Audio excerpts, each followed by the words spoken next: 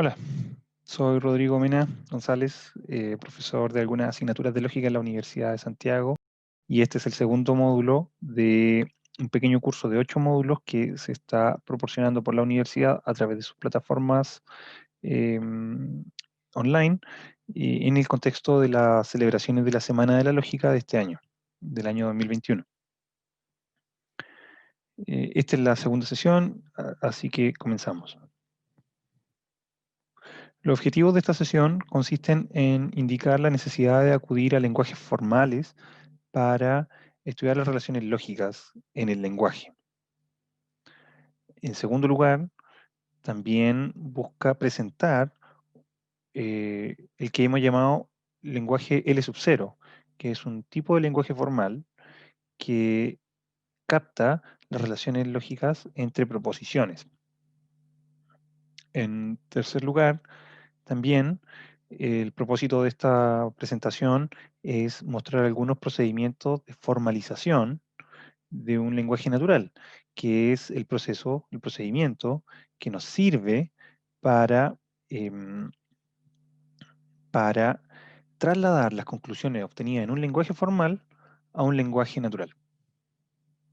Quizá lo primero, antes de comenzar la explicación propiamente tal del curso, o sea, del módulo, lo primero es indicar esta distinción entre lenguajes formales y lenguajes naturales que parece tan inmediato en esta etapa de la presentación. Entendemos que un lenguaje natural es aquel que nosotros empleamos corrientemente en nuestras prácticas comunicativas y que ha sido desarrollado a través de siglos de una evolución social, como por ejemplo el español o el inglés. Son lenguajes que nos permiten comunicar toda clase de ideas o sentimientos y que por lo mismo es muy plástico y variado, pero también a veces confuso. Los lenguajes formales, en cambio, son lenguajes que poseen un conjunto de símbolos predeterminados, reglas de formación predeterminadas, y que tienen por objeto captar mediante las estructuras que se pueden construir a través de estos símbolos, buscan, digamos, ciertos fenómenos o ciertas características específicas de un lenguaje natural. Comencemos. Un lenguaje formal. Lo primero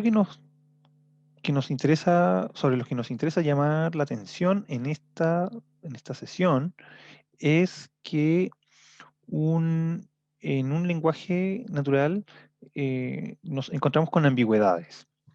Una oración es ambigua si es posible comprenderla en dos formas distintas. Asimismo, podemos distinguir dos clases de ambigüedad. Decimos que estamos ante una ambigüedad léxica cuando em, a una misma palabra podemos atribuirle dos significados o dos sentidos distintos, o podemos comprenderla de dos formas diferentes en el contexto de una oración. Entonces, en el ejemplo que aparece en pantalla, decimos que la expresión uno, la oración uno, me duele el corazón, puede ser entendida como la expresión la expresión verbal de una situación en que me duele el aparato o corazón, como desde un punto de vista fisiológico, pero también puede ser entendida desde un punto de vista acaso metafórico, en que asociamos la palabra corazón a los sentimientos que experimentamos y por lo tanto estamos padeciendo un sentimiento negativo. En la expresión que aparece en pantalla, no me gusta estar en tus zapatos también, acaso realizamos un uso metafórico de la idea de zapato como representando el hecho de estar en la posición del otro. Entonces, no me gusta estar en tus zapatos vendría a significar acá que no me gusta estar en tu posición, en cierto modo. Esa es una forma usual de usar esta expresión, pero si la comprendemos literalmente, puede significar que no me gusta usar tus zapatos y porque probablemente son incómodos. Entonces, esta expresión en ese sentido puede ser ambigua si se analiza o si se emite desde un punto de vista descontextualizado.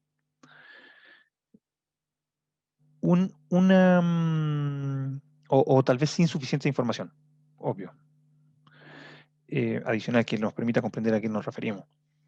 Claro.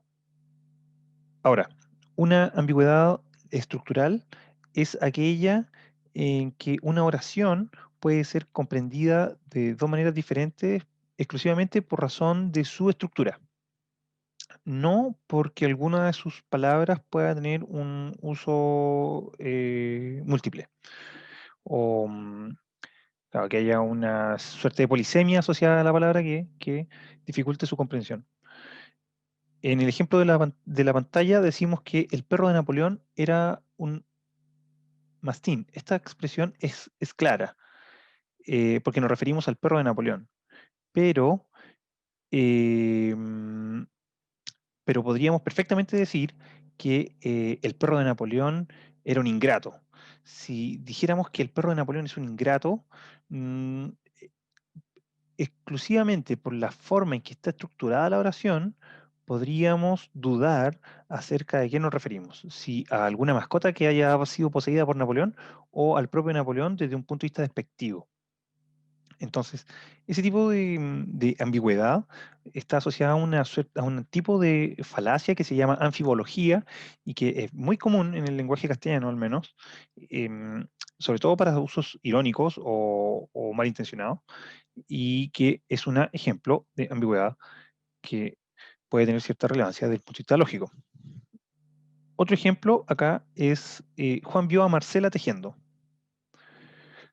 Juan vio a Marcela tejiendo es cada una de sus palabras es perfectamente comprensible, pero por la disposición de sus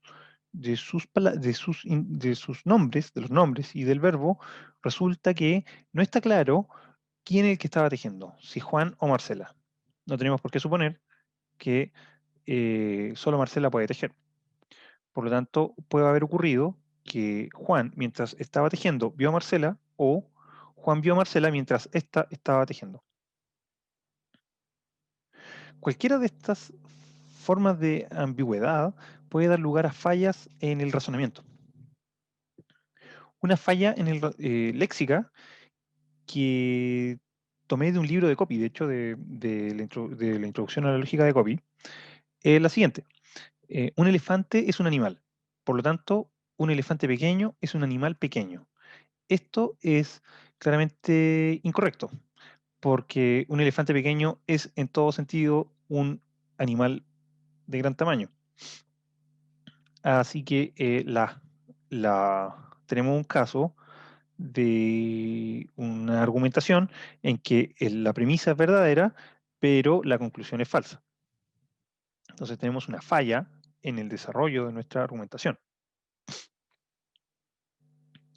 Una falla en la argumentación desde un punto de vista estructural es la siguiente. Juan vio a Marcela tejiendo. Marcela se distrajo. Por lo tanto, Juan perdió un punto. A ver, estructuralmente el argumento no está necesariamente mal, pero si nosotros asumíamos que Marcela era quien estaba tejiendo, la conclusión sería incorrecta.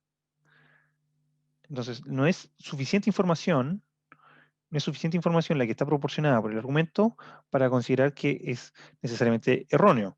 Pero hay una posible inducción a un error si se considera que la premisa 4 indica que es Marcela quien se distrajo, de manera que es difícil concluir que por la distracción de Marcela, Juan haya perdido un punto al momento de tejer. Este es un tipo de falla que es bien sutil, es difícil encontrar ejemplos, pero es una muestra de que una ambigüedad estructural puede dar lugar a errores de razonamiento. Otro ejemplo que puede dar lugar a errores de razonamiento y que es muy útil desde el punto de vista de la lógica, porque además permite explicar otro tema importante en este contexto, es el siguiente. Veamos las oraciones que están en pantalla. Dice la primera, que Napoleón fue el emperador de los franceses. La segunda, que Napoleón es un sustantivo. Por supuesto, ambas son expresiones correctas del lenguaje. Ahora, ¿qué pasa si las conectamos a través de una conjunción, como una I? Y decimos que Napoleón fue el emperador de los franceses y es un sustantivo. Acá obviamente ocurre algo, digamos, algo erróneo. No parece ser correcto decir que Napoleón fue el emperador de los franceses y a la vez es un sustantivo. Parece que en la primera oración, Napoleón fue el emperador de los franceses, estamos aludiendo a Napoleón, el individuo histórico, que fue efectivamente emperador de los franceses a finales del siglo XIX, final del siglo XVIII y principio del siglo XIX.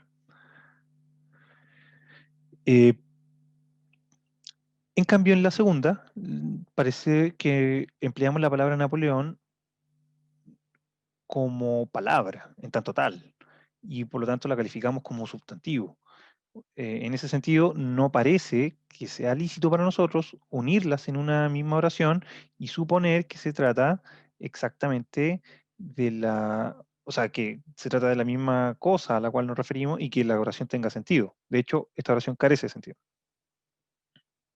Ahora, una forma de eludir ese tipo de problemas es añadiendo comillas en aquel uso de la palabra que corresponde a una cuestión puramente gramatical o que, por decirlo de otra forma, menciona algo únicamente lingüístico. Y decir, y reescribir la expresión número 3 diciendo lo siguiente. Napoleón fue el emperador de los franceses y Napoleón es un sustantivo. En este caso, lo que estamos haciendo es, en la primera parte de la oración, antes de la conjunción, referirnos a Napoleón, sujeto histórico, emperador francés. Y en la segunda parte de la oración, referirnos al nombre de Napoleón, que es en sí mismo un sustantivo. En este caso lo podemos explicar en esta tabla, digamos. Decimos en la... a ver, este hecho da lugar a una distinción. Eso es lo primero que hay que decir. Este hecho da lugar a una distinción entre lo que se dice en lógica, uso y mención. Usar una palabra es simplemente emplearla en un contexto lingüístico, comunicativo. Pero mencionar algo es referirlo a través del lenguaje. Entonces, porque claro, los lenguajes hablan sobre algo. Ocasionalmente un lenguaje puede hablar sobre otro lenguaje. Es lo que hacemos, por ejemplo, cuando estudiamos el francés en un libro de gramática francesa, que está escrito en español, por ejemplo. Tomamos el español como un instrumento de análisis del idioma francés. Entonces, en nuestras palabras en español, o sea, en nuestro contexto, nos referimos a un hecho lingüístico del francés. Algo parecido ocurre acá.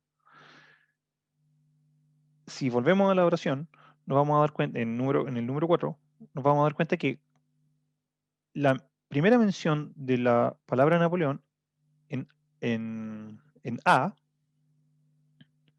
usamos la palabra Napoleón para mencionar a el individuo histórico Napoleón, que aparece en un pequeño recuadro en el centro de la tabla. La segunda mención, perdón, la segunda palabra Napoleón, que es la que está entre comillas, usamos también la palabra Napoleón, pero usamos la Napoleón entre comillas, porque aquello a lo cual nos estamos refiriendo es el nombre o la palabra misma de Napoleón. Entonces, para distinguir cada uso, tenemos que hacer a veces uso de comillas. Dijimos, el uso puramente referencial de la palabra Napoleón para indicar al individuo, sin comillas, y para indicar al objeto del lenguaje, con comillas. Esto se puede complicar bastante más. Y los profesores de lógica suelen hacerlo en los ejercicios de lógica que se da a los estudiantes durante un semestre.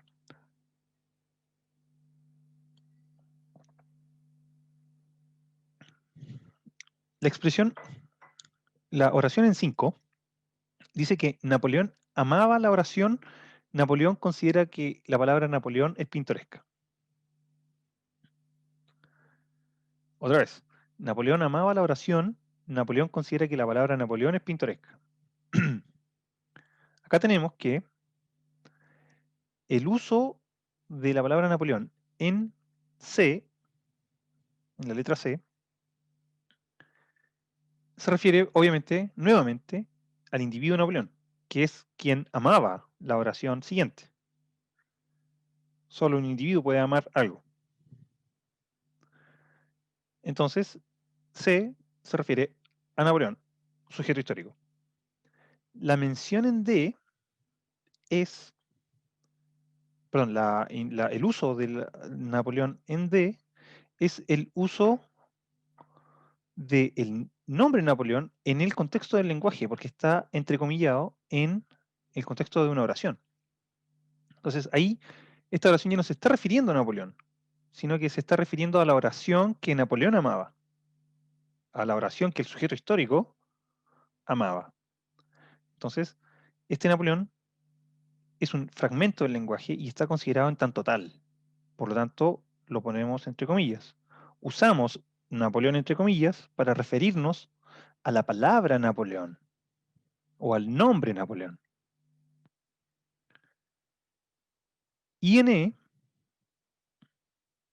estamos haciendo nuevamente una referencia a la palabra Napoleón en tanto tal, en tanto fragmento del lenguaje, pero en un contexto en que ya hemos hecho una referencia a él. Por lo tanto, usamos doble comilla para indicar que esta palabra no tiene el mismo poder referencial, si se puede decir así, de la palabra Napoleón en D.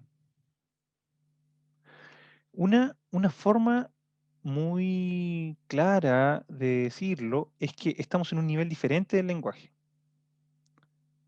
Cuando empleamos el lenguaje en diferentes niveles para referirnos a otros efectos lingüísticos, estamos empleándolo desde un punto de vista metalingüístico. De una forma muy pueril, podemos decir que un metalenguaje es aquel lenguaje que empleamos para estudiar otro lenguaje o para hablar de otro lenguaje. Por lo tanto, podemos distinguir ad eternum una cantidad probablemente infinita de lenguajes cuya mención o cuya referencia esté referida, o sea, esté asociada a un efecto, a un evento lingüístico en un lenguaje inferior, hasta que llegamos al último lenguaje, que es simplemente referencial respecto de efectos del mundo. Hacia arriba es infinito, hacia abajo solamente llegamos al mundo como límite.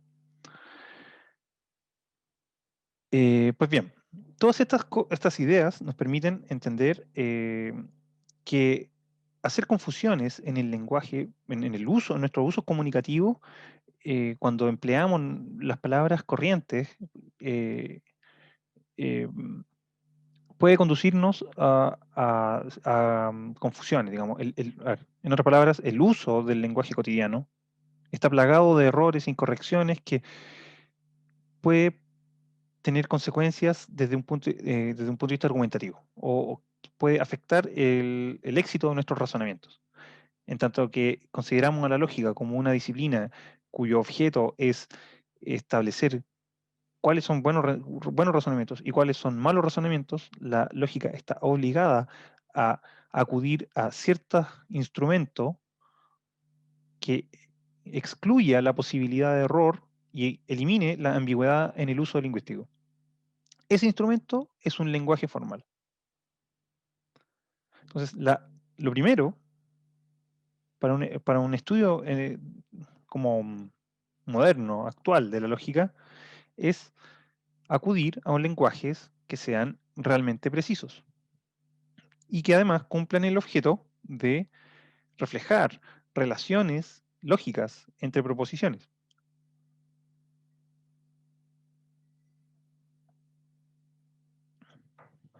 Teniendo esto en consideración, podemos decir que un lenguaje de estas características debe ser concebido primero como un conjunto de cadenas de símbolos bien formadas. Y que estas cadenas son construidas a partir de la concatenación de cada uno de sus símbolos, es decir, de la asociación de un símbolo a otro en el espacio, digamos, de manera secuencial. Entonces, la concatenación nos permite decir que si alfa y beta pertenecen a nuestro lenguaje, entonces la concatenación de ambas, alfa beta, es también parte del lenguaje.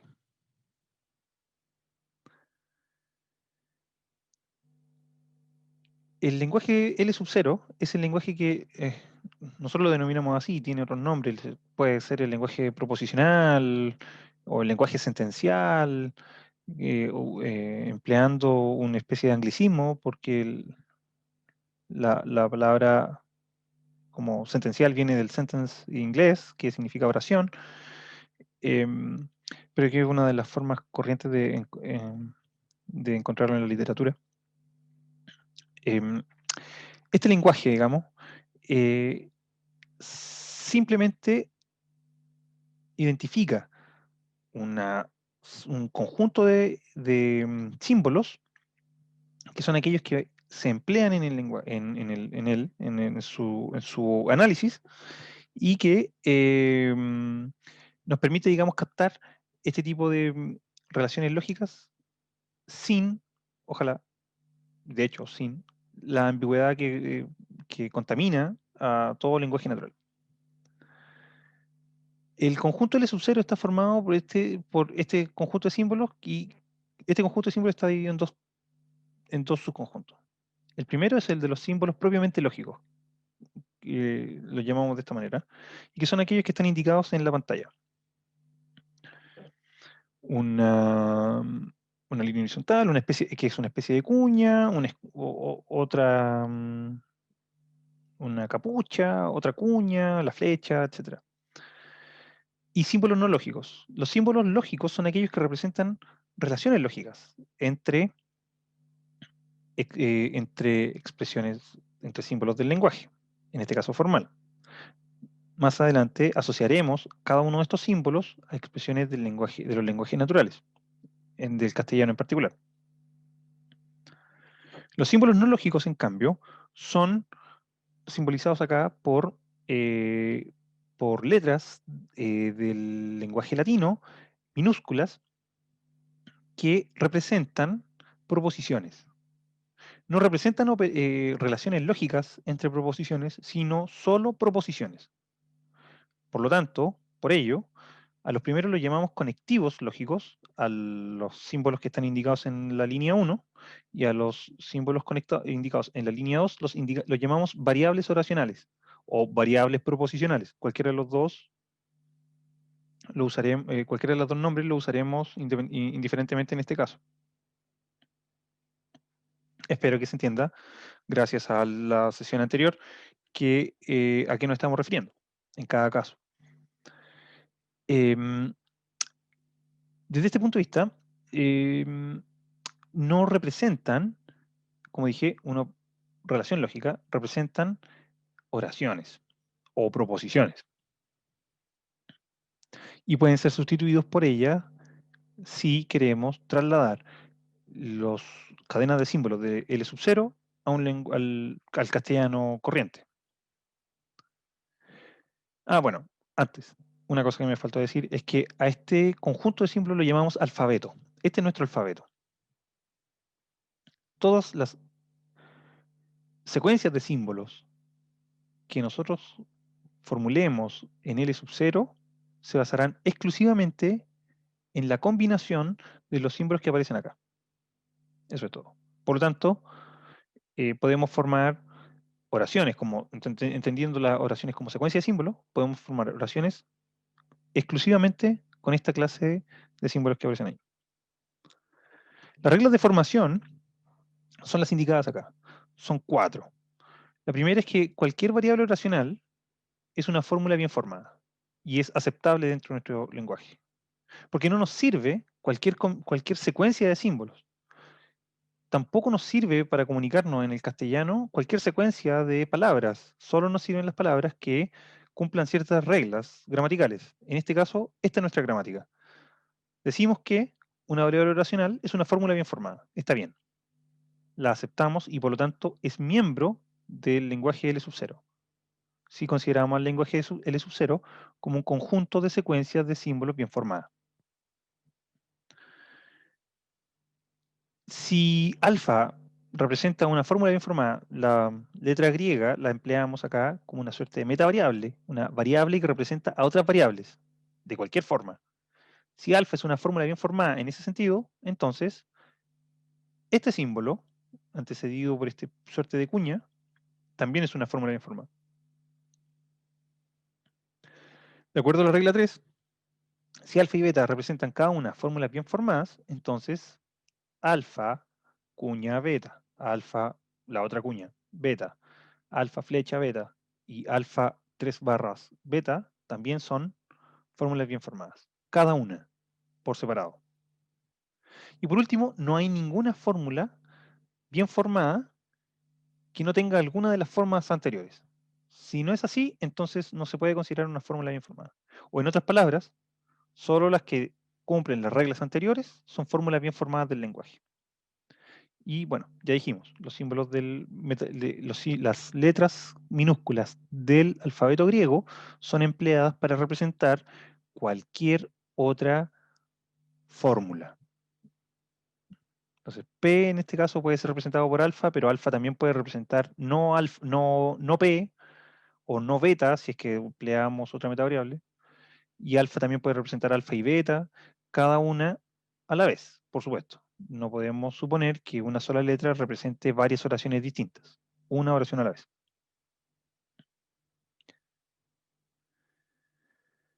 Bien, gracias a estas reglas de formación podemos indicar si las siguientes oraciones pertenecen, o las siguientes fórmulas pertenecen a L sub 0. La expresión en 1 es la regla 1, según la cual cualquier fórmula cualquier variable oracional o proposicional es en sí misma una fórmula bien formada. Así que está bien.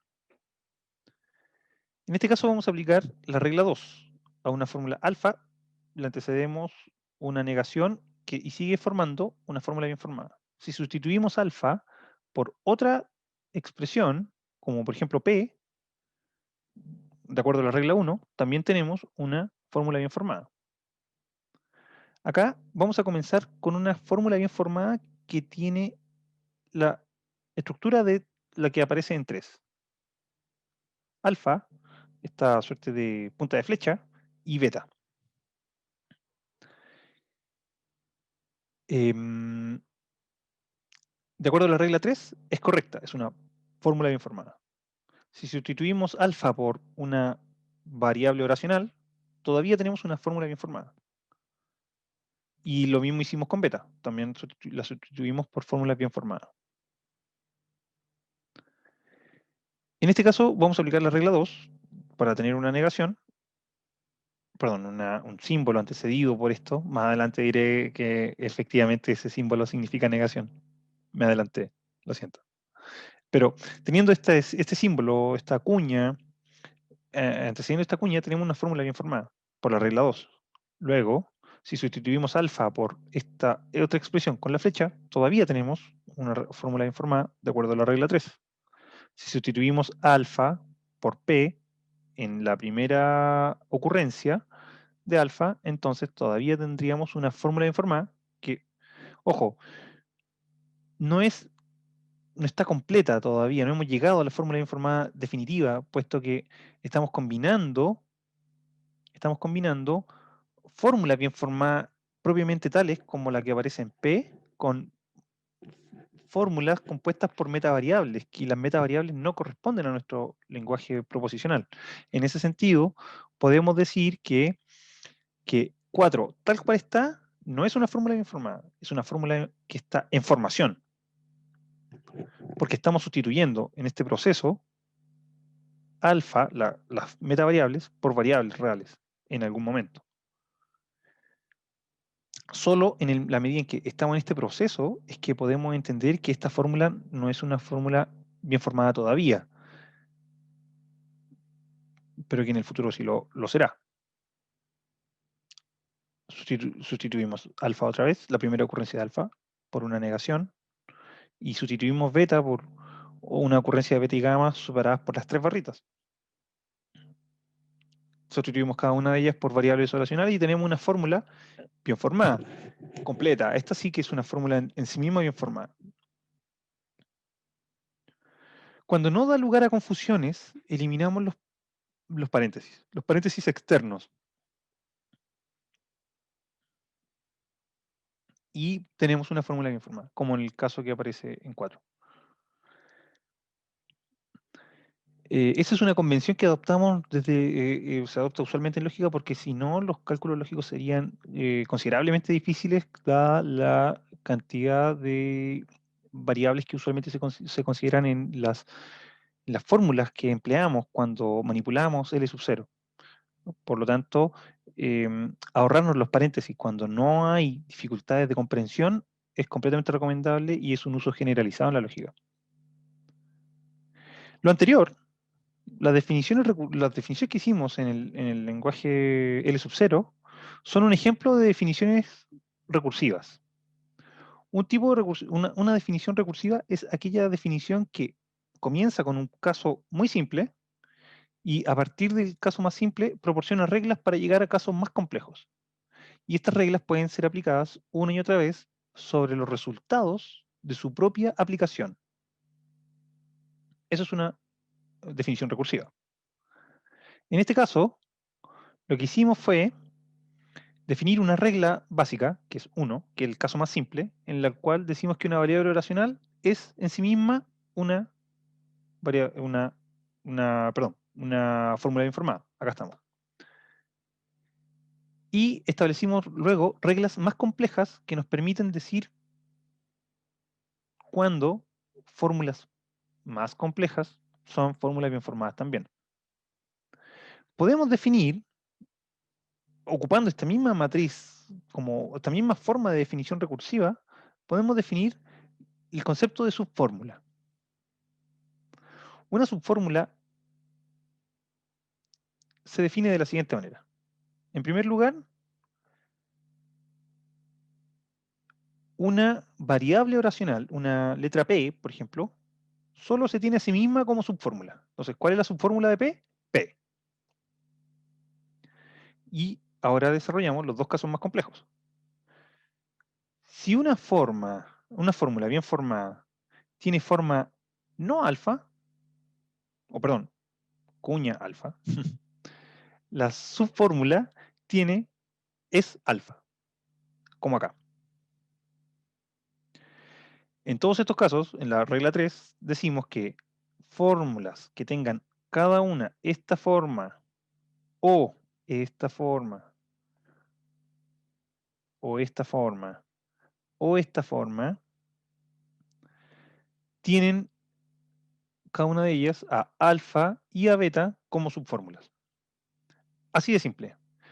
No es este tipo de definiciones a las que estamos usualmente acostumbrados, en las que enunciamos todas las características de un hecho, porque como se trata de un conjunto probablemente infinito de fórmulas a las cuales nos podamos referir y que pertenezcan a L sub 0, de hecho, es un conjunto infinito de ellas, es difícil eh, delinear las características que todas estas fórmulas poseen si queremos, de alguna manera, describirlas.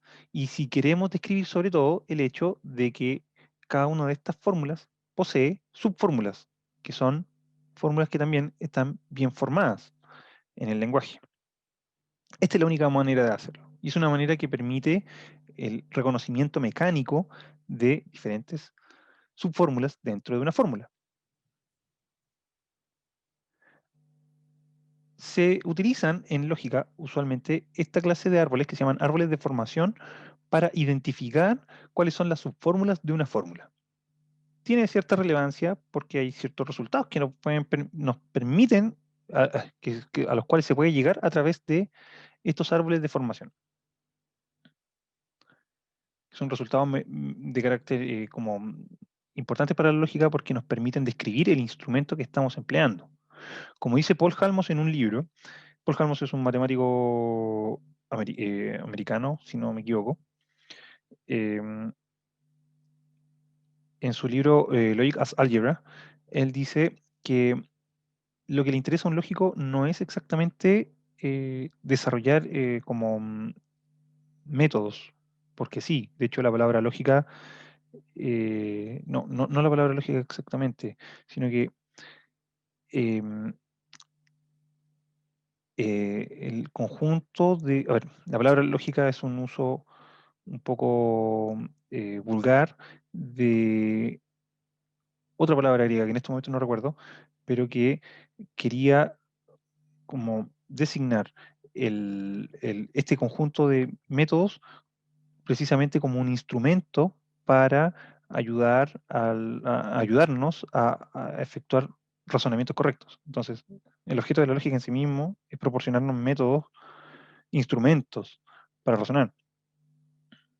Bien, teniendo eso en consideración, em, eh, lo que dice Paul Halmos es, a un lógico no le interesa realmente solo desarrollar un instrumento, sino que también caracterizar el, el instrumento, caracterizar el aparato que él está construyendo y sacar conclusiones acerca de él. Si nosotros pudiéramos desarrollar una máquina que fuera capaz de implementar esos instrumentos, no le interesa realmente lo que la máquina hace, sino entender lo que la máquina es capaz de hacer y cuáles son las características de la máquina. Eso es lo que dice Paul Halmos. Es un texto muy interesante. Bien, bueno, volvamos. Subfórmulas. Estos árboles de formación son procedimientos mecánicos que nos permiten identificar las subfórmulas de una fórmula. ¿En qué consiste? Bueno, primero comenzamos con indicando la fórmula, que se tiene a sí misma como subfórmula, y luego ir desagregando cada fórmula que esté contenida en ella en la estructura de un árbol, en que cada fórmula corresponde a un nodo que puede dar lugar a, a una fórmula en un nivel inferior y que, o a dos, eventualmente, en la forma de ramas, claro, que está contenido en ella, en la primera, digamos. Entonces, por ejemplo, si comenzamos con la expresión que aparece en la pantalla, que dicho sea de paso es una fórmula bien formada, em, podemos, podemos reconocer, eliminar la negación, o el, perdón, la costumbre, este símbolo que usualmente representa la negación, podemos eliminar este símbolo para reconocer la primera subfórmula que aparece en esta expresión, que está contenida en esta expresión, que es precisamente esta. Una cosa que es interesante notar es que, de acuerdo a las definiciones recursivas que dimos sobre qué era una fórmula bien formada, tenemos que notar que hay un número par de paréntesis para cada fórmula. En este caso, esta cuña antecede a toda una expresión que podríamos perfectamente sustituir por una metavariable llamada alfa y que está comprendida entre este paréntesis, el primero, y el último paréntesis. Esta sería nuestra alfa, si empleáramos el lenguaje indicado antes. Entonces, cuando aplicando las reglas de las definiciones recursivas de su fórmula, decíamos que cualquier expresión que tuviera esta cuña daba lugar a, como subfórmula, a la misma expresión sin la cuña. como aparece acá. Entonces conservamos sus... acá faltan sus paréntesis externos. Acá. Deberían haber dos paréntesis. Perdón, un error en el PPT. Luego, cuando se trata de aquellos símbolos que ocupan a dos, que asocian dos símbolos, los conectivos que conectan dos fórmulas y las eliminamos en el contexto de un árbol de formación, lo que hacemos es eliminar este símbolo intermedio que nos conecta y separa dos fórmulas. Entonces abre ramas, como ocurre en el caso en pantalla. Entonces, eliminamos este símbolo de las tres líneas horizontales y al eliminarlo se abren dos ramas, cada una de las cuales posee al primer símbolo y al segundo símbolo por separado. O sea, la primera secuencia de símbolos, primera fórmula bien formada, y a la segunda por separado. Una en la primera rama y la otra en la segunda rama. Si desarrollamos este mismo procedimiento una y otra vez, vamos a lograr avanzar, bajar en la construcción del árbol, en las raíces del árbol, si se quiere, hasta que solo llegamos a variables oracionales. El número de pasos que damos es lo que usualmente se denomina grado de una fórmula.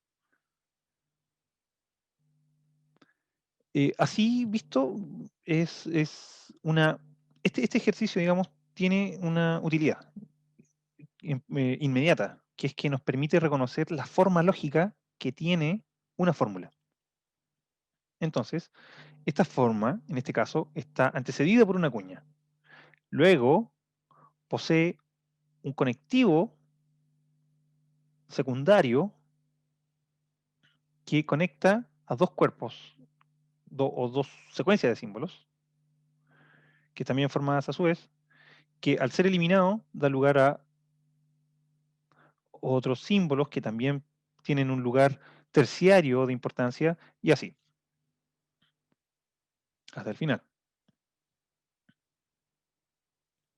Este hecho nos permite demostrar uno de los objetivos que buscamos cuando tratamos de acudir a un lenguaje formal en lógica, que es que queremos escapar de la ambigüedad. Nosotros no, si queremos captar relaciones lógicas con claridad, sin incurrir en error, tenemos que garantizar de que nuestro lenguaje formal sea capaz de expresar eh, eh, cosas, fenómenos lingüísticos, sin incurrir en ambigüedades el mismo. Acá está el mismo árbol anterior, pero con todos los paréntesis que corresponde, de acuerdo a las reglas que dimos originalmente, o sea, desobedeciendo la convención a la que habíamos llegado de que íbamos a quitar los paréntesis que eran innecesarios. Bueno, para demostrar esta descomposición única, lo primero que se tiene que hacer, a ver, para demostrar esta falta de ambigüedad, lo que hacemos es demostrar que cada árbol tiene una fórmula única, asumiendo que, en primer lugar, cada conectivo es único. Pueden haber fórmulas que posean la misma estructura arbórea, pero si poseen conectivos distintos, tenemos que admitir que se trata de fórmulas distintas, porque poseen conectivos distintos. Eso es evidente, eso es obvio, eso es la base de la cual tenemos que partir. Si un nodo tiene un conectivo principal o un conectivo secundario que varían, entonces se trata de árboles diferentes. Ahora, ¿a qué nos referimos con esto? Es lo que usualmente se conoce como descomposición única, es que no hay ambigüedad en el lenguaje de L sub 0 si ninguna fórmula puede descomponerse en dos árboles que sean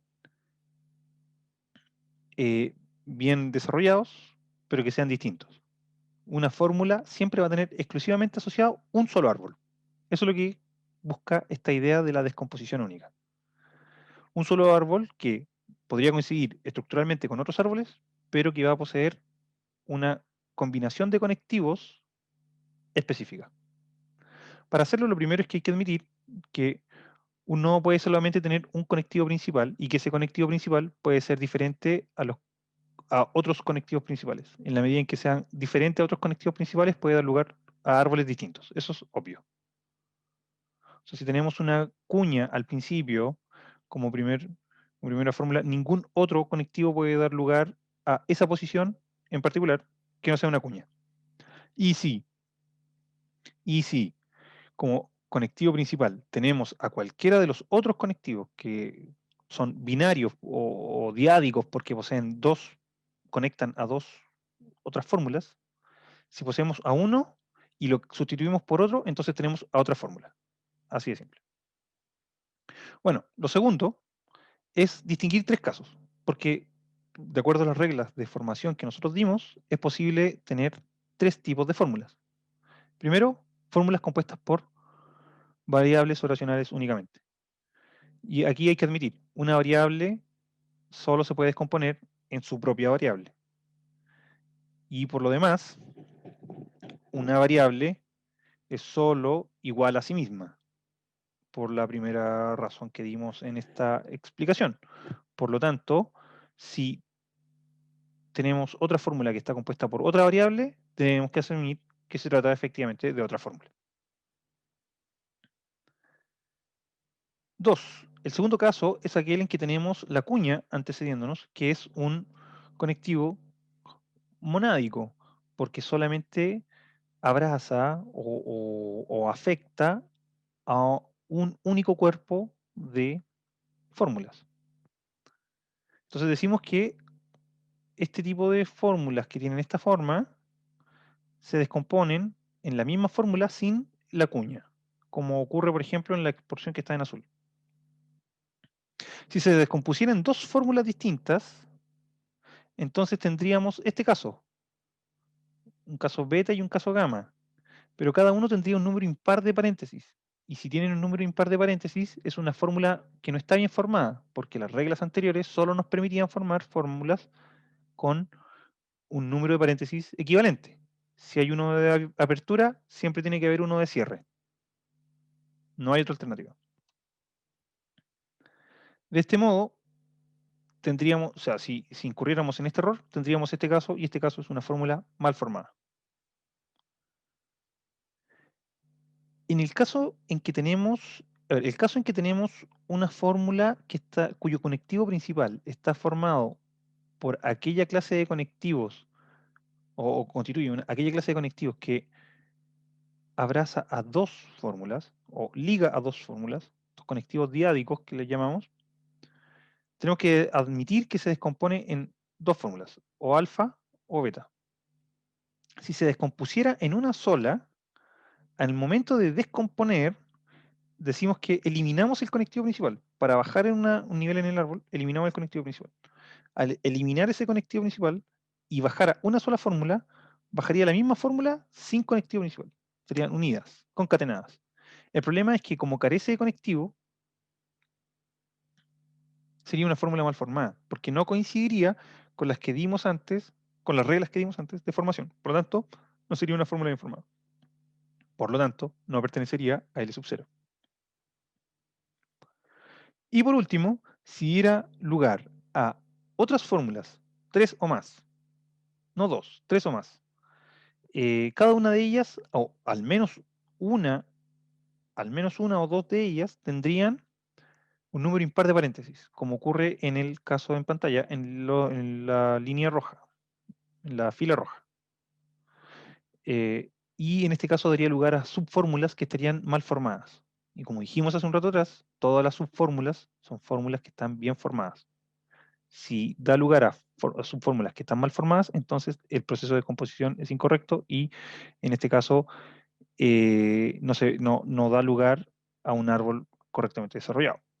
De esta manera, podemos decir que la realización de árboles de formación nos garantiza, si se hace correctamente, que cada desagregación de subfórmulas a partir de una fórmula inicial es única y correcta.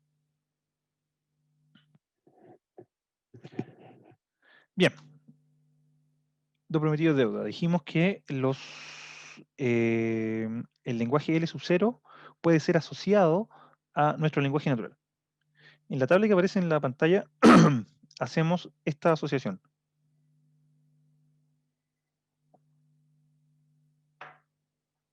Antes de hacerla quería mostrar el hecho de que esta forma de construcción de fórmulas, esta estrategia de construcción de fórmulas en el lenguaje em, da lugar exclusivamente a fórmulas bien formadas y cada una única. Bien. Bien, el lenguaje L sub 0 puede ser asociado, cada fragmento del lenguaje L sub 0 puede ser asociado a algún elemento de los lenguajes naturales. Esa es la gracia. De hecho, debido a ello es que podemos garantizar que podemos emplear las herramientas de la lógica para aplicarlas a nuestros razonamientos naturales cotidianos. Y la tabla resume la forma en que nosotros hacemos esa conexión, esa asociación. El símbolo inicial que he denominado hasta este momento, digamos, como cuña, lo utilizamos para representar aquello que las siguientes expresiones del lenguaje natural. No, ni, ocurre lo opuesto con, in o no ocurre qué. Son negaciones. Está asociado entonces a una operación que se llama negación. Y aquella partícula del lenguaje formal que afecta o que a la cual está asociada se llama componente. Así lo mismo con los demás. Esta suerte de capucha representa las conjunciones, operación conjunción, y que en el lenguaje natural se expresan como y, pero, también, además. Sus elementos se llaman conjuntos.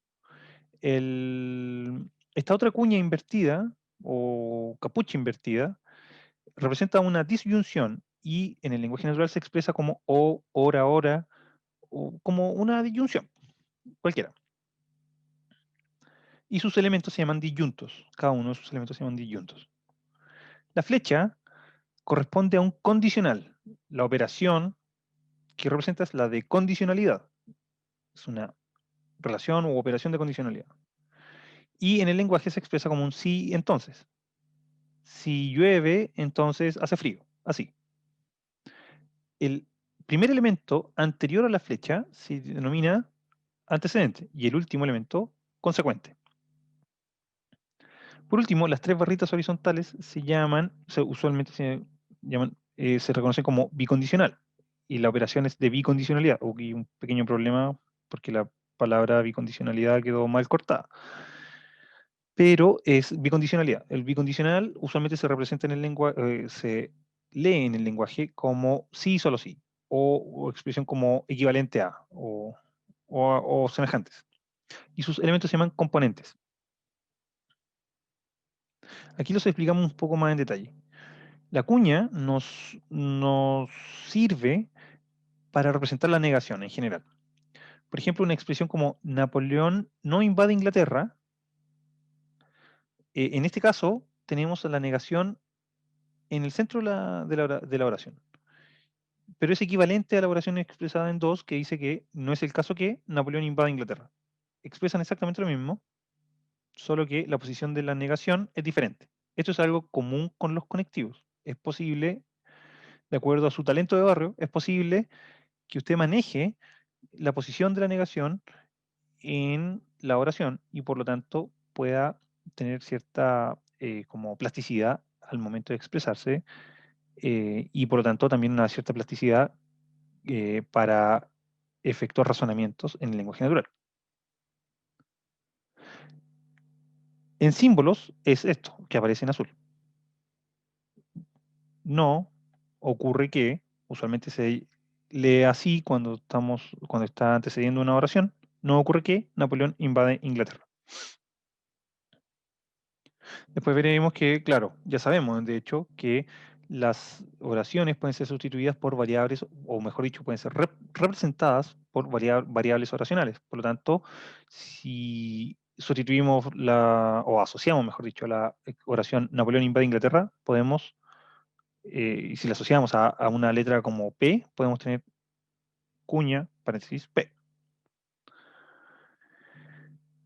En este caso, una forma un poco truculenta quizá, o ambigua, no ambigua, sí, una forma un poco ambigua de expresar la negación en el lenguaje natural, no en el L0, es expresarla a través de ciertos sustantivos o expresiones lingüísticas que son opuestas una con la otra. Por ejemplo, la expresión Napoleón anhela la paz para Francia encuentra, o puede, mejor dicho, encontrar su negación en la expresión Napoleón anhela la guerra para Francia. Al momento de de identificar una negación, uno tiene que estar atento a que ciertos sustantivos, en este caso muy claro, opuestos, pueden representar una negación y que en todo caso pueden ser formalizadas de esta manera. Por ejemplo, la expresión en azul es equivalente a la expresión en 4, pero utiliza en lugar de guerra la expresión paz. Entonces decimos que Napoleón anhela la paz, su opuesto es Napoleón no anhela la paz, que es equivalente a decir que Napoleón anhela la guerra para Francia, en este contexto. Bien, lo mismo acá. A veces, acá tenemos que, en 5 decimos que Napoleón es capaz de traicionar al zar, y en 6 tenemos que Napoleón es incapaz de traicionar al zar. La negación está expresada por la partícula in, que es el prefijo que hemos añadido al sustantivo incapaz, o sea, perdón, capaz, incapaz, acá. Entonces tenemos el mismo efecto anterior. Una palabra o cierta expresión puede dar lugar a la interpretación de la negación de otra expresión empleada antes en un razonamiento.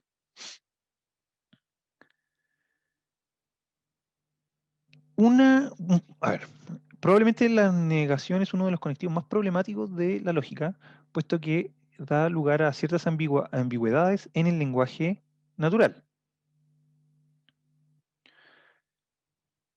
Y además, por supuesto, a comportamientos diferentes en diferentes lógicas. Pero no este es el caso en que estamos hablando, por lo tanto, nos referiremos solamente a la ambigüedad en el lenguaje natural. En cada una de estas lógicas, la negación se comporta de manera no ambigua, solo que diferente de lógica a lógica. Bien, en 7 tenemos que Juan no es malvado e hipócrita.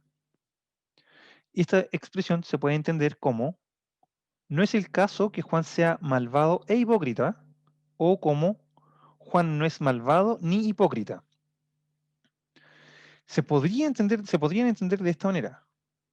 Y esto es un problema del lenguaje natural, porque la lógica nos muestra que cada una de estas expresiones son diferentes. La primera, 7', no es el caso que Juan sea malvado e hipócrita, se puede formalizar como no ocurre que Juan es malvado e hipócrita. Pero 7', se puede interpretar como no ocurre que Juan es malvado y no ocurre que Juan es hipócrita. Y ambas tienen un comportamiento diferente.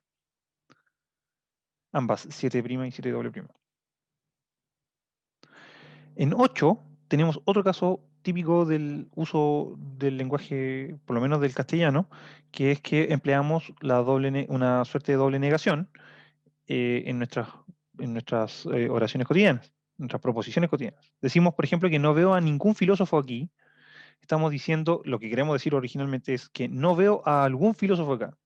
Entonces, cuando tomamos el lenguaje natural y lo queremos analizar desde un punto de vista puramente lógico a través de un lenguaje formal, tenemos que estar muy conscientes de qué tipo de uso estamos haciendo de la negación. En este caso, un único uso a partir de dos expresiones que son en cierto modo negativas. En el caso de la conjunción, también hay ciertas dificultades.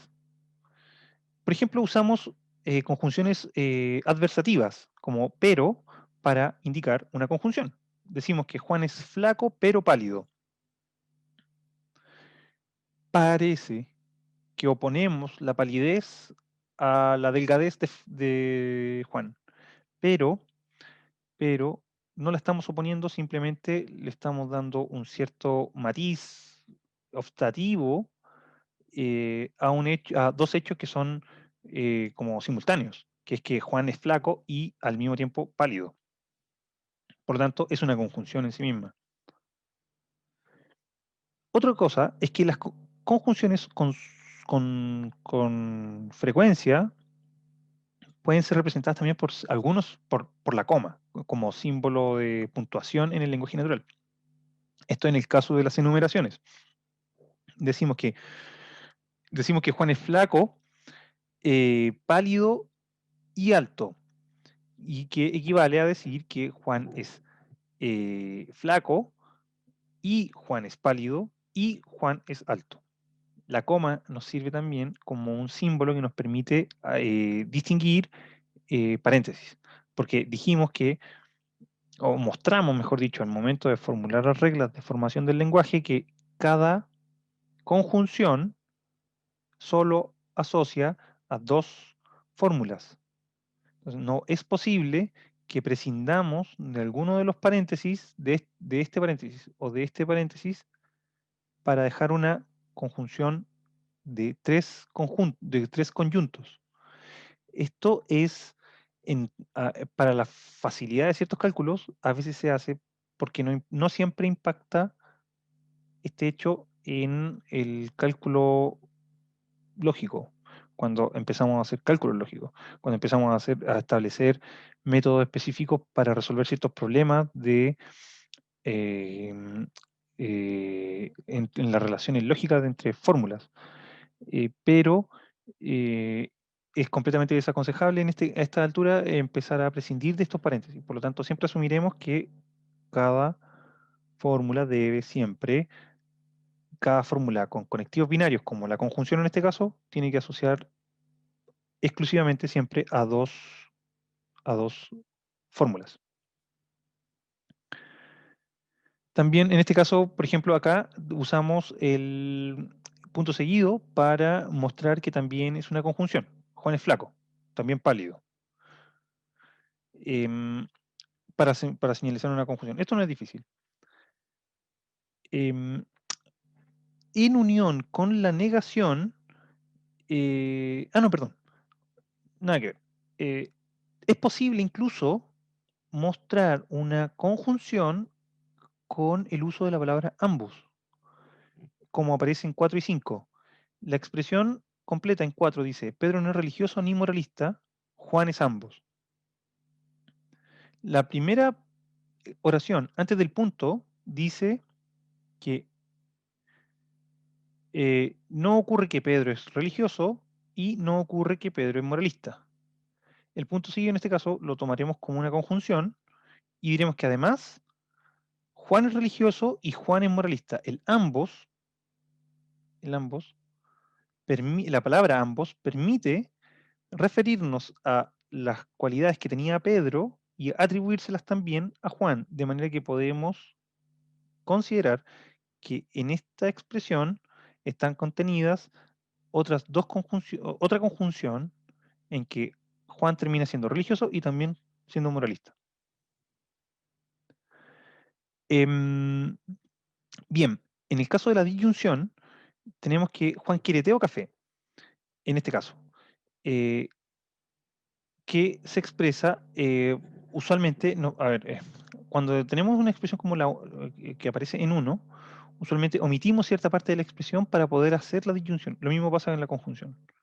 Y para explicitar este hecho, tenemos también que repetir parte de la primera oración, atribuyéndole la segunda característica o verbo, para que, verbo sustantivo, para completar su sentido. Entonces decimos que en uno queremos decir que Juan quiere té o Juan quiere café. Entonces lo que queremos decir en cierto modo es que café, la partícula café, está permitiendo omitir una proposición completa que es Juan quiere café. hay una lectura posible de la disyunción en que queremos excluir una cierta lectura de ella. Podemos, podemos decir, por ejemplo, que Juan quiere té o café. Si decimos Juan quiere té o café como en uno, si Juan quiere té o café, podríamos eventualmente pensar que quiere café o quiere té, o eventualmente quiere ambos incluso. Esa lectura de la disyunción se llama disyunción débil y es una lectura posible de ella. Por ejemplo, cuando decimos o llueve o hace frío, eventualmente ocurren ambas, llueve y hace frío, sobre todo en Chile. Pero em, existe esta otra lectura en que nosotros decimos que puede ocurrir una cosa u otra, pero no ambas al mismo tiempo. Esa se llama disyunción fuerte.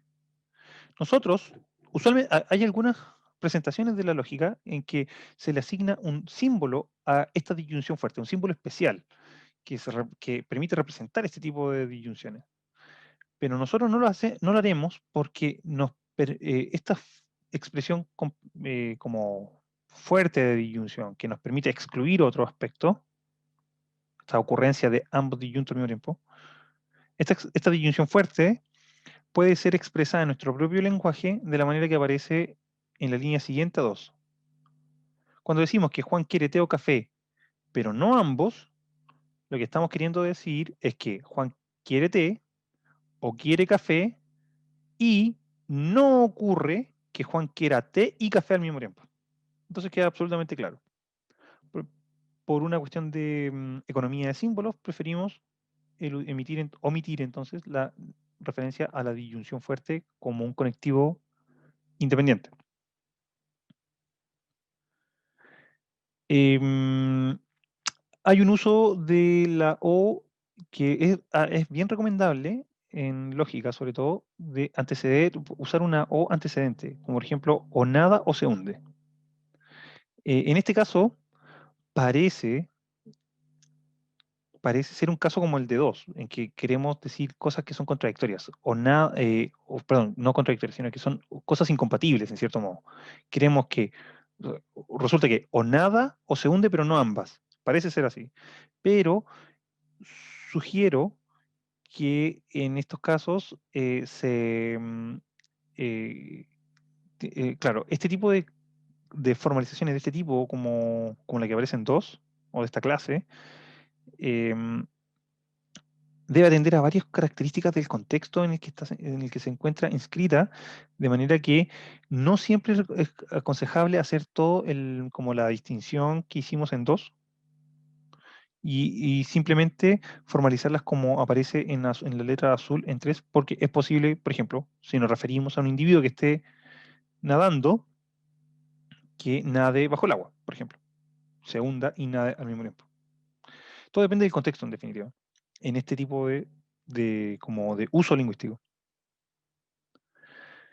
En el caso del condicional, eh, es bien interesante porque tenemos que si hay vida, entonces hay oxígeno.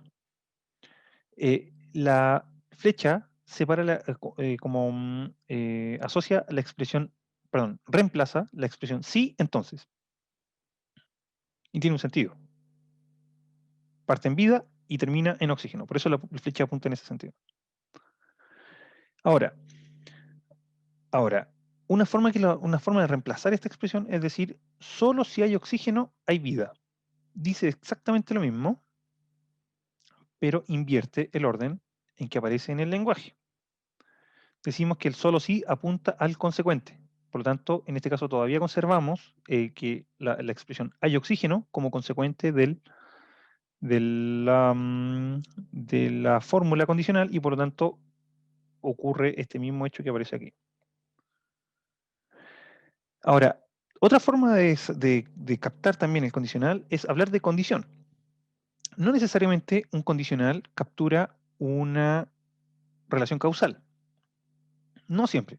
A veces ocurre. Si llueve, entonces me mojo, puede ser eventualmente una relación causal o describir una relación causal.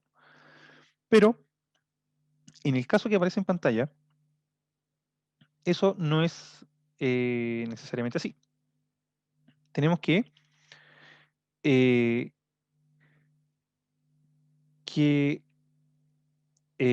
haya oxígeno es una condición para que se produzca la vida, pero es una condición necesaria para que se produzca la vida. Por lo tanto, no estamos suponiendo que como en uno, que la vida sea la causa de que haya oxígeno, como podríamos pensar en uno en realidad. En uno tampoco dijimos eso. Lo que estamos simplemente diciendo es que la noción de condición necesaria, por ejemplo, como en 4, nos apunta a un consecuente en un condicional, simplemente. Y que la idea de condición suficiente apunta a un antecedente en un condicional. Por ejemplo, que haya vida es condición suficiente eh, de que haya oxígeno. El hecho de hecho, en este caso estamos invirtiendo la relación causal. Decimos que el hecho de que haya vida nos muestra, en cierta forma, de que hay oxígeno en este lugar. En el caso 4, estamos diciendo que el que haya oxígeno, o sea, el consecuente, es necesario, es indispensable para que podamos suponer la realización del antecedente. Por tanto, que haya vida.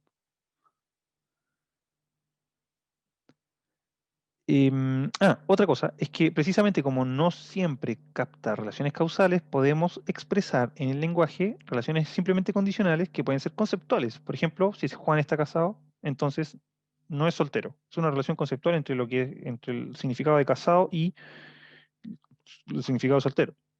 O incluso usar el lenguaje de una manera un poco límite, llegando casi al absurdo, para expresar la idea de que el antecedente es tan inaceptable como una condición, con una consecuencia absurda. Como por ejemplo, que si Juan es honesto, entonces la luna es de queso. También empleamos este tipo de expresiones para representar nuestra noción de el condicional, o sea, de condición en el lenguaje. Y empleamos el condicional para expresar esta relación de condición. Bien, el bicondicional podemos entenderlo como un condicional doble, que va en los dos sentidos. Eso es lo que quiero decir. Y cuando esto queda muy claramente demostrado en la expresión sí, solo sí, que es se usa típicamente para representar el bicondicional, o sea, una relación de bicondicionalidad. A ver, en otras palabras, el sí solo sí se emplea para representar esta suerte de equivalencia entre dos elementos. Y además muestra que es un condicional que va en los dos sentidos. Eso es lo que quería decir. En uno, por ejemplo, decimos que si hay vida, hay oxígeno. Entonces, lo mismo que en el caso anterior. Si hay vida, entonces hay oxígeno. En el número 2 decimos que hay vida solo si hay oxígeno. Entonces decimos que hay vida solo si hay oxígeno. Solo si apunta al consecuente. Entonces, si podemos invertir uno, perdón, podemos, claro, podemos invertir la expresión que hay en uno si decimos que hay vida si hay oxígeno. Y por lo tanto intercambiar la posición del antecedente y el consecuente. El sí, en este caso, indicaría el antecedente, el antecedente de la condición, y que en este caso sería hay oxígeno. Cuando los sumamos uno al otro, hay vida si hay oxígeno y hay vida solo si hay oxígeno, si lo sumamos simplemente de manera vertical hacia abajo, decimos que hay vida si solo si hay oxígeno, estamos diciendo entonces que hay un condicional que va en los dos sentidos. Por eso se llama bicondicional este símbolo. En la próxima sesión vamos a mostrar qué significa todo esto. Así que no hay problema. Espero que aguanten un poco hasta esa sesión. Acá comenzó entonces la última parte de esta presentación indicando la técnica de la formalización. ¿En qué consiste la técnica de la formalización? Consiste en identificar los fragmentos, las oraciones, las proposiciones del lenguaje natural en, en un fragmento del lenguaje, en este caso una oración compuesta, compleja, molecular, buscamos los átomos proposicionales, los separamos de los conectivos lógicos para llegar a su forma lógica real.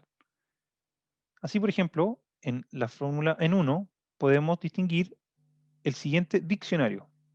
Le llamamos diccionario a este acto de atribución o de asignación de una variable a una oración del lenguaje natural.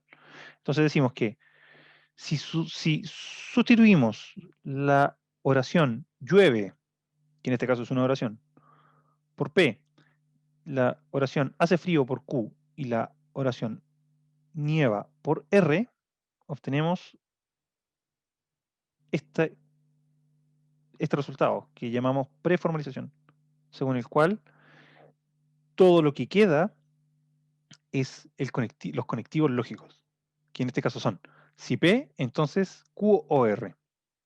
La coma nos sirve para aglutinar de la misma manera en que empleamos los paréntesis. Por lo tanto, al momento de sustituir ahora los, em, las expresiones lógicas del lenguaje natural por conectivos, nos va a quedar el siguiente resultado. Una vez hecho este procedimiento, hasta que desaparezcan todas las expresiones naturales del lenguaje y hayan sido sustituidas por conectivos o variables, una vez que ya hemos terminado este proceso, habremos hecho entonces una formalización del lenguaje natural en L sub 0. Acá tenemos, por ejemplo, un argumento. Dice, era claro que si las lluvias inundaban Santiago, entonces los bomberos tendrían que socorrer a las personas atrapadas en las autopistas. Las lluvias efectivamente anegaron Santiago, la ciudad. Por lo tanto, bomberos tuvo que cooperar en las labores de rescate a quienes quedaron atrapados en las autopistas. Está claro que acá hay, en primer lugar, dos premisas y una conclusión. Eso es lo primero. La primera premisa tiene carácter condicional. Si las lluvias inundaban Santiago, entonces los bomberos tendrían que socorrer a las personas atrapadas en las autopistas. La segunda premisa es simple. Las lluvias efectivamente anegaron la ciudad. Y la conclusión es simple también. Los bomberos tuvo que cooperar en las labores de rescate a quienes quedaron atrapados en la autopista. Cada premisa tiene estas proposiciones. La premisa 1 tiene la proposición las lluvias inundaban Santiago. Esa es la primera. Que está repetida en 2. Las lluvias efectivamente negaron la ciudad. Nos estamos refiriendo a lo mismo. Así que, claro, por una cuestión de eufonía, empleamos giros o expresiones lingüísticas un poco diferentes para que no suene mal el proceso argumentativo, pero nos estamos refiriendo en realidad a la misma proposición. Por lo tanto, las dos quedan en azul. Y la expresión en rojo, las expresiones en rojo, son la misma. Por eso las ponemos en el mismo color. Los bomberos tendrían que socorrer a las personas atrapadas en las autopistas. Los bomberos tuvieron que cooperar en la labor de rescate a quienes quedaron atrapados en la autopista. Es lo mismo. Supongamos que es lo mismo. Entonces, vamos a comenzar. Hemos distinguido las proposiciones. Ahora vamos a comenzar el proceso de formalización. Lo que hacemos es determinar nuestro diccionario. Las lluvias inundan Santiago. Le asignamos la letra P. Y la letra Q le asignamos a la expresión en rojo. Luego, hacemos las sustituciones respectivas. Tachamos aquellos giros que son simplemente idiomáticos o retóricos que nos conducen o colaboran en el proceso de razonamiento, pero que no constituyen el proceso de razonamiento en sí mismo. Y obtenemos este argumento. Ahora, sustituimos las fórmulas ¿cómo se llaman? Las expresiones lógicas y obtenemos el conectivo respectivo. Y tenemos la formalización completa del argumento. Ahora tenemos otro. Si el conductor aumenta la rapidez del automóvil que maneja, aumentan las probabilidades que pierde el control del mismo, pero no han aumentado verdaderamente tales probabilidades, de modo que tampoco podría aseverarse que ha aumentado la rapidez de su vehículo. Nuevamente, distinguimos premisas y conclusión. Las premisas usualmente están determinadas por, signos de puntuación que generan usualmente una pausa, una diferencia, una separación mayor que las que ocurren naturalmente en una expresión normal. Entonces, usualmente usamos el punto seguido o el punto aparte eventualmente, o incluso el punto y coma para mostrar este hecho de que nos estamos refiriendo a ideas diferentes. Luego, distinguimos las oraciones que aparecen, las proposiciones que aparecen en el argumento, les asignamos una variable, P para el conductor aumenta la rapidez del automóvil, y Q para aumentan las probabilidades de que el conductor pierde el control del automóvil. Luego, identificamos hacemos las sustituciones para identificar exclusivamente los conectivos lógicos en el lenguaje natural. Y bueno, podemos reconocer inmediatamente que todas estas expresiones de modo que, o de modo que es en este caso la expresión derivativa que separa la conclusión de las premisas, pero la expresión tampoco podría aseverarse que es simplemente una negación expresada de una forma diferente. Por lo tanto, al hacer las sustituciones, obtenemos esta forma del argumento. Ahora, un ejercicio útil desde este punto de vista para, a ver, ahí hemos terminado entonces lo que ocurre con las formalizaciones. Podemos pasar del lenguaje, en pocas palabras, podemos pasar del lenguaje natural a eh, nuestro lenguaje formal, L sub 0. Ahora, un ejercicio útil para comprender la estructura de las fórmulas en el lenguaje en L sub 0 es lo que llamamos usualmente un ejercicio de lectura y definición. Consiste básicamente en leerlas y definirlas. Una lectura es simplemente emplear el lenguaje natural para, para leer exclusivamente la fórmula, identificando los conectivos lógicos con sus conectivos en el lenguaje natural. Y las variables las mantenemos tal cual. Y una definición es la explicación de qué tipo de fórmula es la que tenemos enfrente. Acá, por ejemplo, tenemos esta expresión de ejemplo. Como definición decimos que es una expresión condicional. ¿Por qué? Porque es su conectivo principal. Es una expresión condicional cuyo antecedente es P y Q, la conjunción, perdón, de P y Q. Saltamos de conectivo en conectivo, en cierto modo. Es una expresión condicional cuyo antecedente es una conjunción cuyo primer conjunto es P, cuyo segundo conjunto es Q, y cuyo consecuente es una disyunción cuyo primer disyunto es R y cuyo segundo disyunto es S. Se lee simplemente como se podría leer en el lenguaje, en el caso de una preformalización. Decimos que si, porque este es el conectivo principal, si P y Q, entonces R o S. Estos ejercicios son típicos también en la clase de lógica para tratar de comprender si el estudiante ha captado la forma lógica de la expresión que tiene enfrente. Si además sustituimos, hacemos el proceso inverso y ofrecemos un diccionario para reemplazar las variables por expresiones del lenguaje natural, podemos obtener una expresión completa, perfectamente armada, no ambigua en el lenguaje natural de la fórmula lógica que queríamos desformalizar. En este caso, por ejemplo, Si el pájaro canta en el árbol y el gato salta sobre el cobertizo, entonces la señora salta del susto o la señora lanza maldiciones.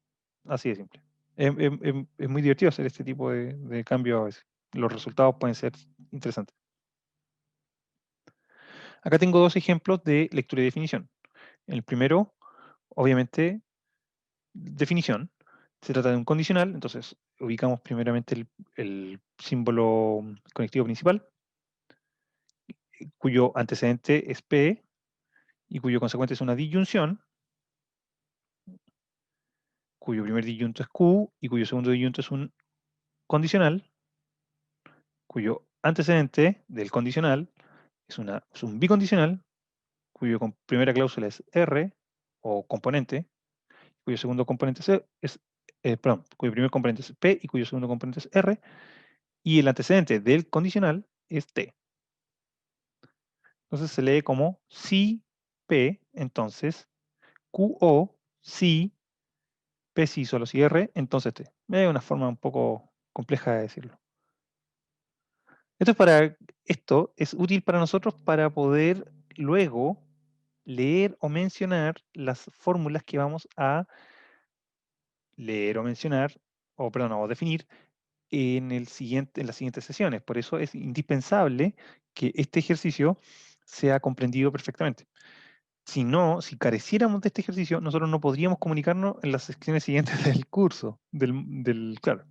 Y lo mismo ocurre en cualquier curso de lógica, en cierto modo. Sería muy incómodo decir, bueno, el palito, la expresión que tiene el palito y después la cuña, no, no funciona así, no puede funcionar así. Entonces decimos que en este caso tenemos una negación, cuyo es la negación de un bicondicional. Voy a correr la cámara porque parece que, perdón, la cámara tapa un poco. Acá, vamos a ponerla acá. La negación de un bicondicional cuyo primer componente es, o cuya primera cláusula es una disyunción, cuyo primer disyunto es una conjunción de P y Q, de P y S, y cuyo segundo disyunto es P. Y la segunda cláusula o componente del bicondicional es un condicional, cuyo antecedente es T y cuyo consecuente es la disyunción de T o P, cuyo primer disyunto es T o cuyo segundo disyunto es P. ¿Y cómo se lee esto? Se lee así. No ocurre que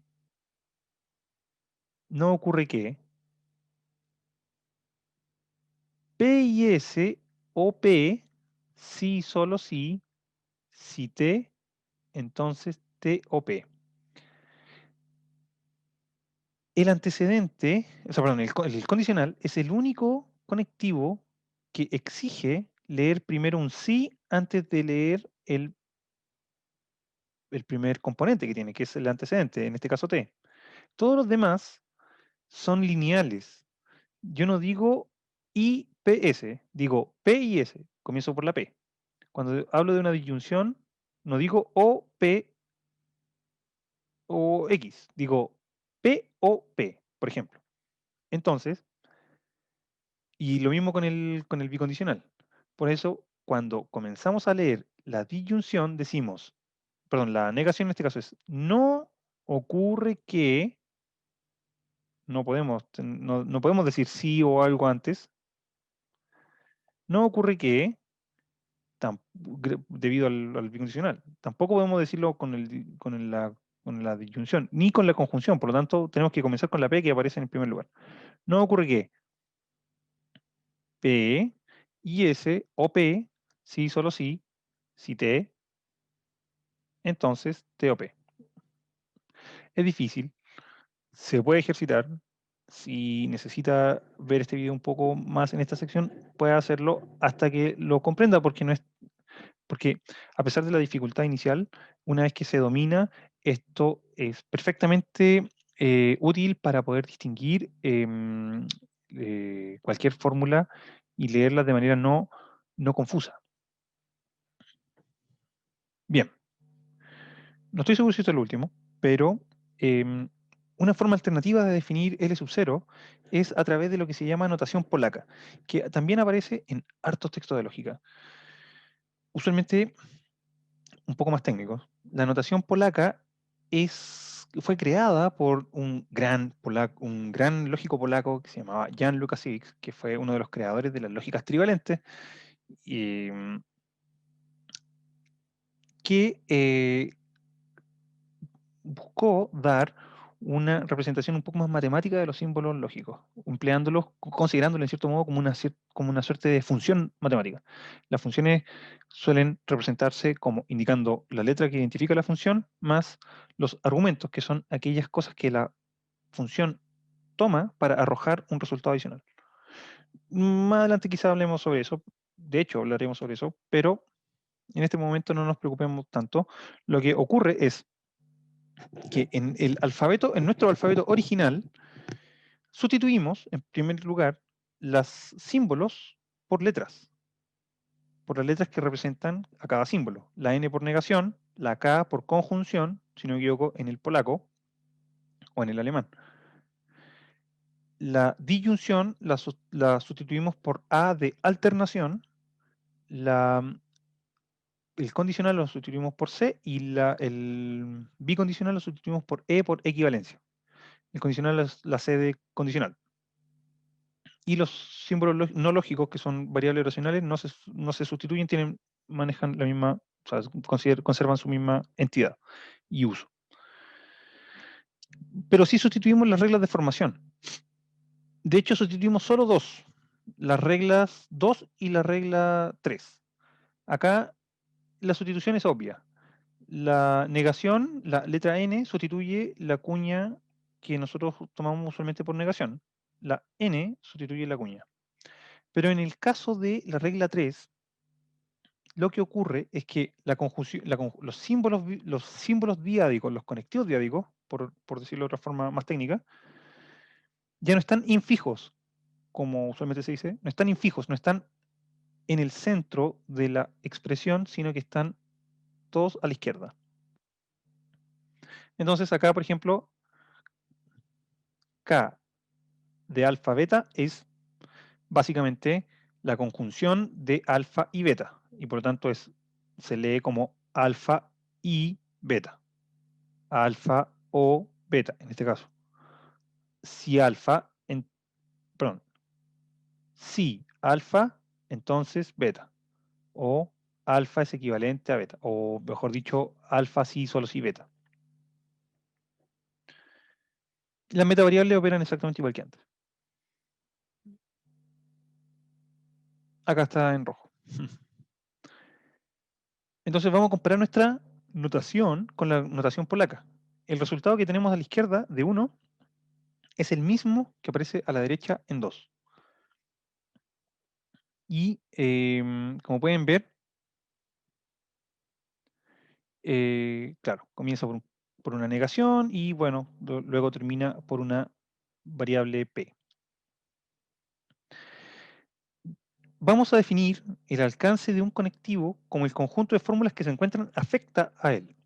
Entonces, por ejemplo, todas las fórmulas acá están afectas a la negación porque la negación las abraza a todas.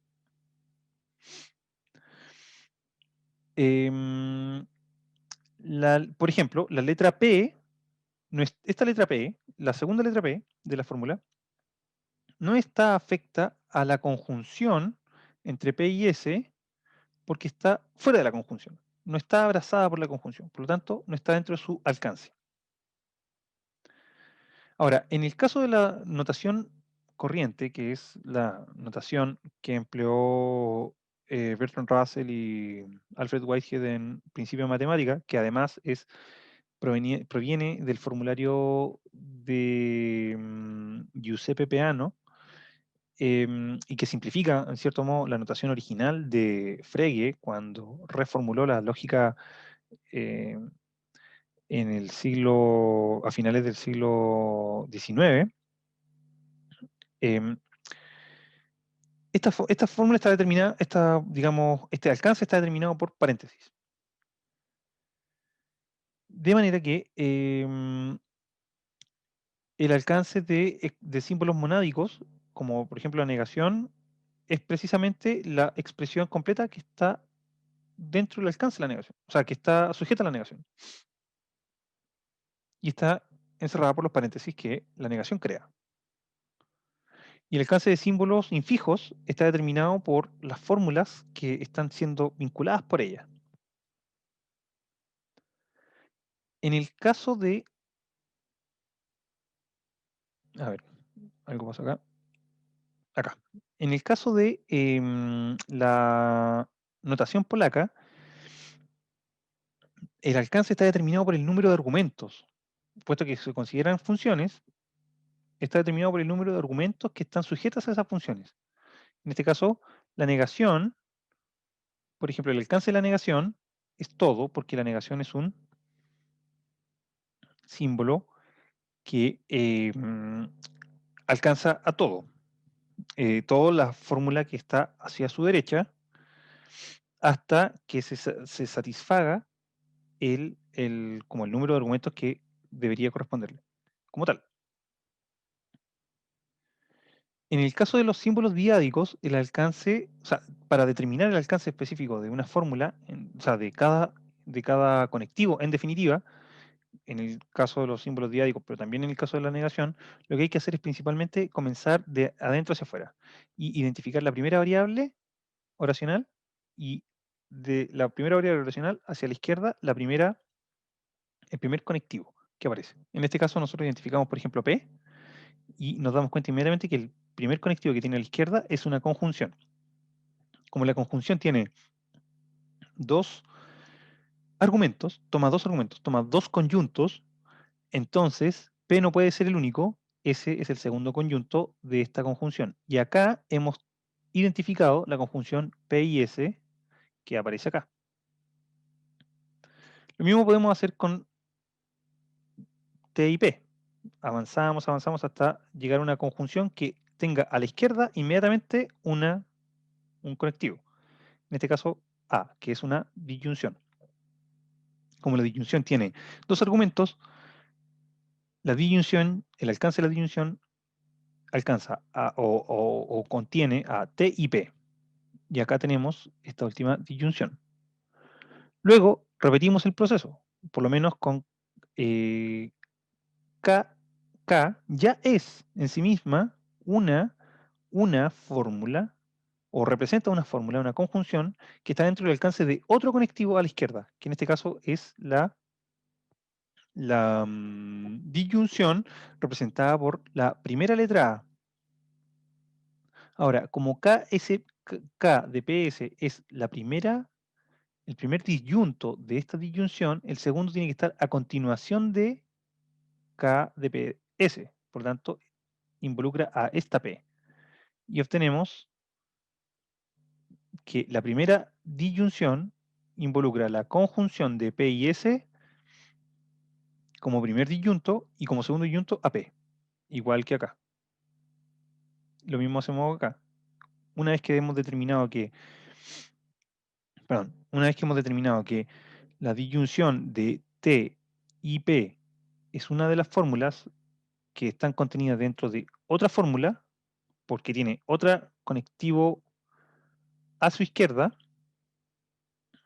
tenemos que llegar hasta este conectivo y determinar qué posición ocupa en relación a ese conectivo. Como este conectivo es en este caso un condicional, y vemos que los condicionales toman dos argumentos, el primero es T, el segundo tiene que ser A de TP. Por lo tanto hemos identificado la segunda partícula de esta fórmula, que es este condicional, que tiene su antecedente en T, en este caso acá, y su consecuente en A, que son esos dos. Luego, ambas ya son fórmulas que hemos identificado en su conjunto. Por lo tanto, recorremos hacia la izquierda nuevamente hasta identificar el conectivo, el primer conectivo posible. Y vemos que efectivamente es un conectivo diádico, que es un bicondicional, en este caso representado por E, que las toma a las dos. Por lo tanto, esta fórmula ya está completamente determinada. Y una vez que hemos determinado esto, volvemos a recorrer la fórmula hacia el inicio hasta encontrar el siguiente conectivo y encontramos que es el último conectivo, que es además una negación. Al ser una negación, podemos entender que toda la fórmula que ya está predeterminada es aquella fórmula que está sujeta a la negación. O mejor dicho, la subfórmula que está siendo negada en la fórmula total. Eso. Hemos terminado la segunda sesión de este curso de lógica y en la próxima explicaremos básicamente qué significa todo esto. Así que espero que les haya gustado y bueno, las consultas se van a poder efectuar en sesiones específicas que están fijadas por el calendario, en que todas las respuestas espero puedan ser evacuadas. Muchas gracias. Hasta luego.